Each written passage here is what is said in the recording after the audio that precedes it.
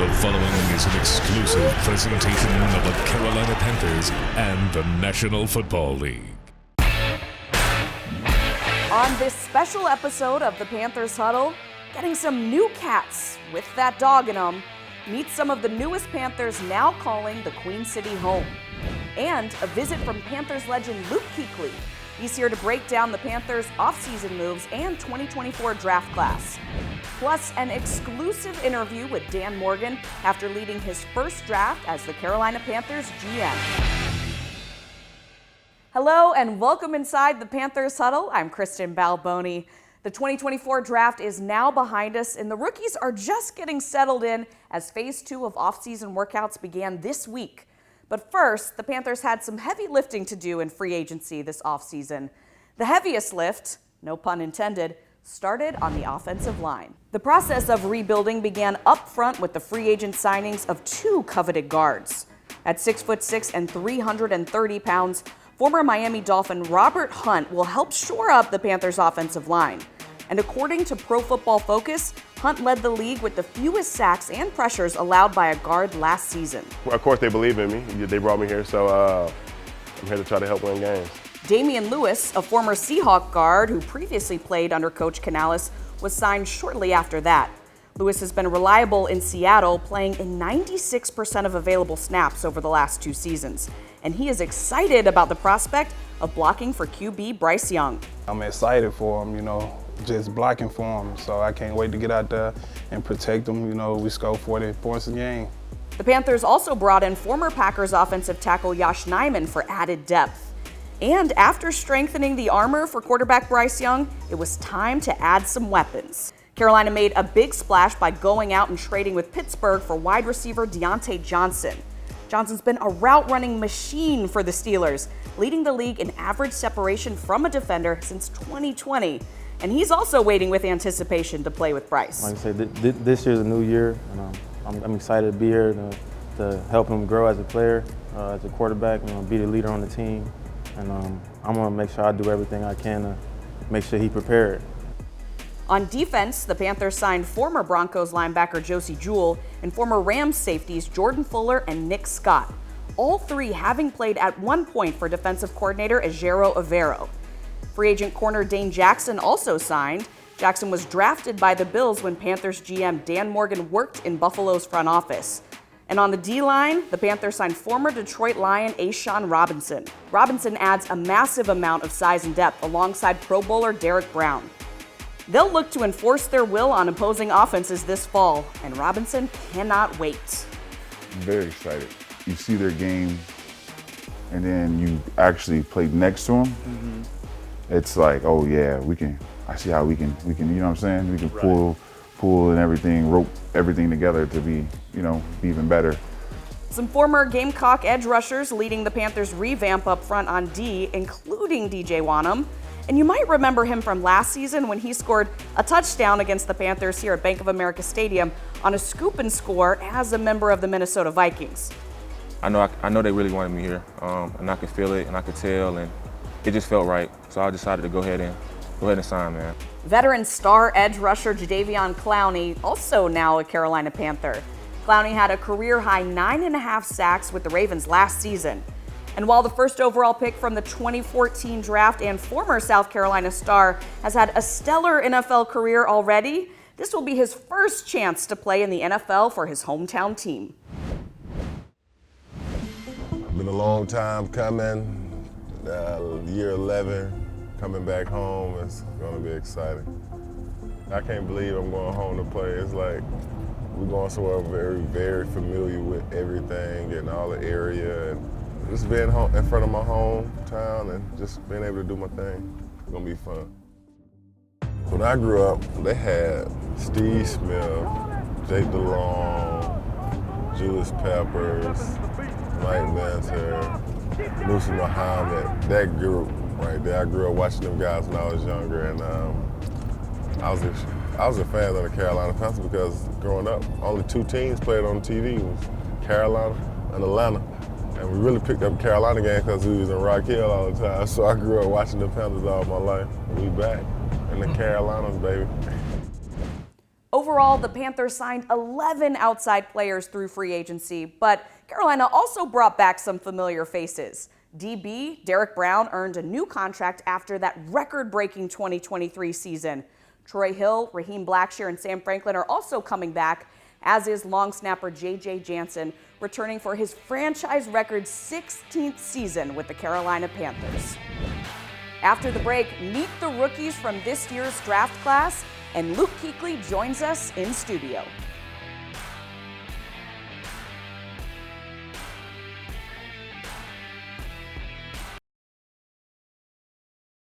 Hey, what's up, bro? How you doing?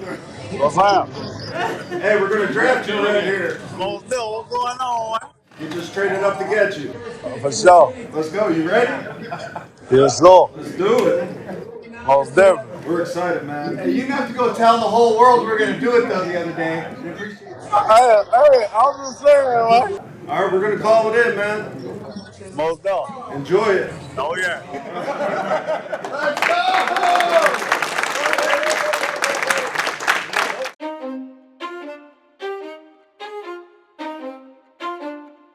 I feel we addressed a lot of needs in free agency, and I think that will, set us up nicely during the draft to, allow us to draft the best player available. This takes some pressure off of, gosh, we got to meet all these needs through the draft. Now we get to really just hone in and focus on the guys that are really Panther fit.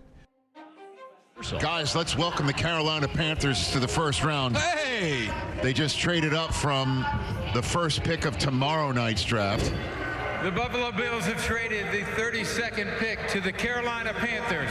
Panthers select Xavier Leggett, wide receiver, South Carolina. Overly excited my whole time, and I really trying to hold my tears in for real, man. I told my folks I wasn't going to crack. I was trying to be a tough guy, but man, I was really over excited. Oh yeah, man. Well, I knew they was in the talks of my range of where I was going to be able to fall, but I'm excited that it happened the way it did.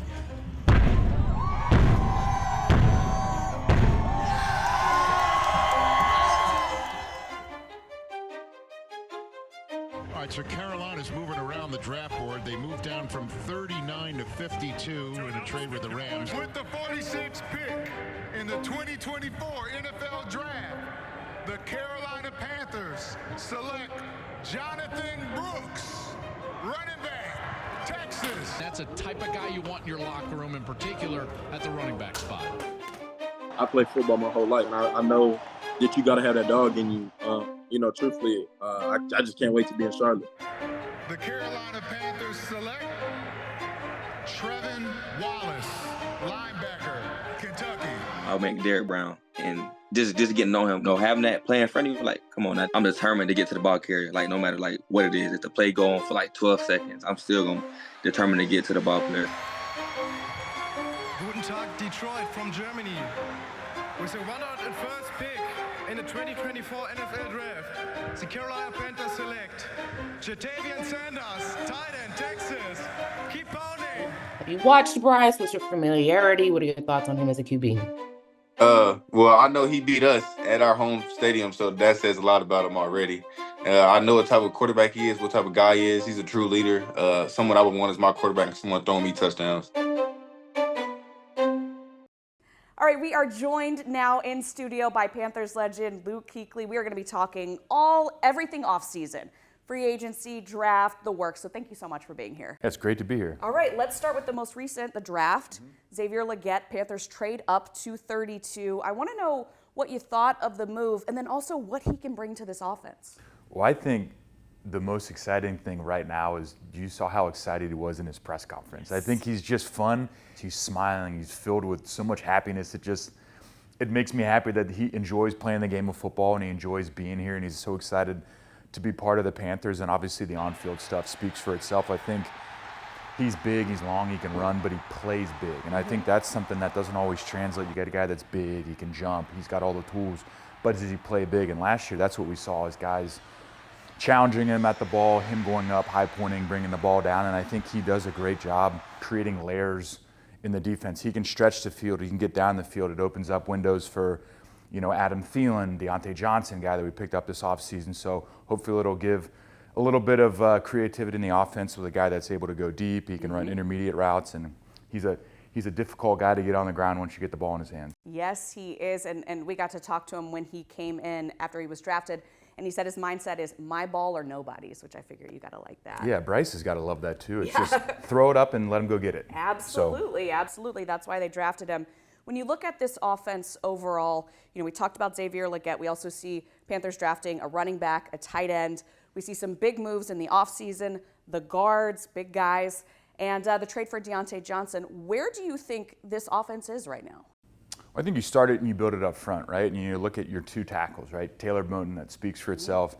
Icky's a first-round pick, got a ton of talent. You get the two guards, and then Austin Corbett, a guy that we talked a lot about last year. When he was in the lineup, we were a lot better, and when he was out, we just missed him because of his leadership ability, his ability to calm guys down, and he's obviously a really good player. So when you look at our 5 offensive linemen, you're really excited about. Adam Thielen's back. We can't forget about Mingo. Mingo was a guy that we really liked last year, second-round pick, big, long, fast, can run. One guy that I really like that I think epitomizes kind of what we want to be is Chuba. I don't think we talk about him enough, but you come to practice, you watch him in games. All he wants to do is win, and he does everything he can to do that. He's tough, he's physical, he plays really hard. And what a season he had last year, and of course we expect him to continue to grow as well this season. All right, we've got to talk defense. We've gone this long. I want to ask you about the 3rd-round pick out of Kentucky, Trevin Wallace, the linebacker. What do you like about him? So I watched him this morning. I'm like, what does this guy have? You look at numbers. He's athletic, he can run, he's explosive. And I'm curious to see kind of how they plan. Can he rush? Can he come off the edge? Can you put him on a running back and say, hey, just cover him. It's going to be man coverage. Use your athletic ability. Give him a little bit of technique. So if I'm him and I'm coming in, I've got 2 older guys to learn from. Shaq is fantastic. And, I think I was very fortunate to play with a guy like Thomas. And now I think Shaq will probably look forward to the opportunity to help a young guy out. So I'm excited about him. And Shaq has always talked to me about continuing the legacy that you set for him and that Thomas set for both of you. And so he really takes pride, as you said, in being a leader and not just being, playing his position on the field. What about this defense overall? Of course, the Panthers trade away Brian Burns, make some significant signings in free agency, a lot of which you mentioned, and then, make some big moves in the draft. Where do you think this defense is right now? Well, I think it's super helpful that we get Ajero and his whole crew back. I think that was one part of our team last year that was really good. They were consistent. They played really hard. They were subbing guys in. I don't know how many guys we had play corner last year. It felt like every week there was a new guy that stepped in, but he would step in and do a really good job. You bring in Clowney, you bring in Wanham. Jordan Fuller's a guy that I'm excited about. So you call guys up and say, talk to me about Jordan Fuller, and it's always, man, we're so bummed he's gone. Like, you're going to love him. He's a great player. He's a great dude. And I think that's one thing is you start to look at our roster from a talent perspective, that's one thing. But when you look at the type of dude that we have, that's what I'm most excited about. A lot of reasons for optimism on this 2024 squad. Luke, you are the best. Thank you so much for coming in studio and talking all things offseason with us. Up next, our exclusive interview with GM Dan Morgan. Jonathan. What's up, man? It's Dan Morgan with the Carolina Panthers. Yes, sir. You ready to become a Panther, man? Yes, sir, I am. Let's go, man. Let's go. We need your running style, man. Let's go get it. Well, we're excited for you, man. I'm going to pass you off to our owner, David Tepper, okay? How you doing? I'm doing good. How are you? I got to tell you, I got the coach here right next to me. He is so excited. I don't know if he can help me. Pass it off. All right, here he goes. Hey, I'm not the only one excited.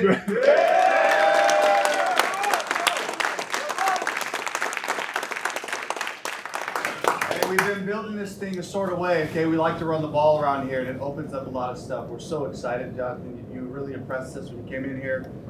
Just knocked it out of the park, and of course, just, all the stuff you bring. So I'm fired up, man. Fired up to get you in here. All right, brother. I can't wait to be here, Coach. Awesome, man. Here's Dan. Well,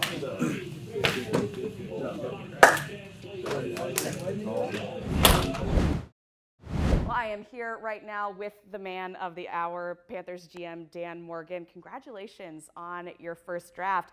That's where I'd love to start. How do you sum up the experience? You know what? It was a ton of fun. It was less nerve-wracking than I thought it was going to be. You know, just to be in there with the Teppers, being there with all the scouts in there, it was just a good time. You know, we felt prepared. The board was set up nicely for us, I think, during the draft, and I think they kind of came off like we thought they would. So, really good first experience. And we're going to get into the specifics in just a second, but I was watching you make these calls, and I was just wondering, as a former player, and I can see you smiling, as a former player, what's it like to make the call that you know is going to change a young man's life? It's pretty cool. You know, calling these guys, like, you know what they're feeling like on the other end. I felt the same way. It's a nervousness. You're not even sure, like, what team it is, and, like, did I hear that name right? Like, is that the Carolina Panthers calling? But it's a really exciting time for these guys, and I'm glad, obviously, that I could be the one to tell them, hey, you ready to be a Panther? And, you know, you can feel the excitement on their end. You can feel the excitement on our end. It's just a really good experience just overall. Let's start with the first call that you made, Xavier Legette. You trade up to 32, secure that fifth-year option. How important was it to get him? I think it was really important.